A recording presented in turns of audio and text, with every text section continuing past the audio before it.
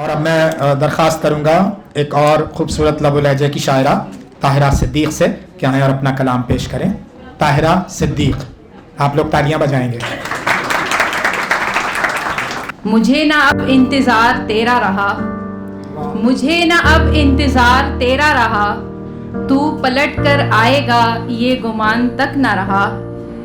तसलसल से कट रहा है सिलसिला ये शबो रोज़ का, तसलसल से कट रहा है सिलसिला ये शबो रोज़ का।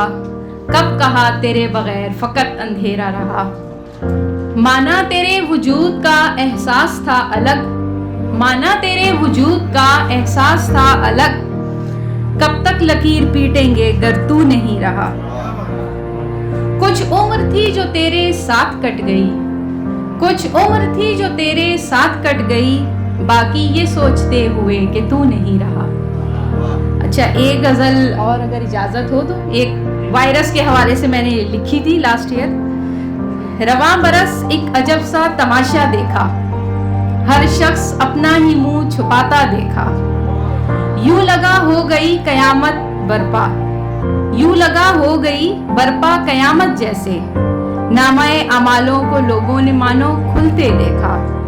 हुस्ने दुनिया भी आ गया पर्दा इज़्ज़त में, हुस्ने दुनिया भी आ गया पर्दा इज़्ज़त में। हसीनाओं को भी हमने है चिलमन के पीछे देखा। किसी और ने कहा होता तो वो जालिम होता, किसी और ने कहा होता तो वो जालिम होता। कैद खुद को ही करने का सलीका देखा।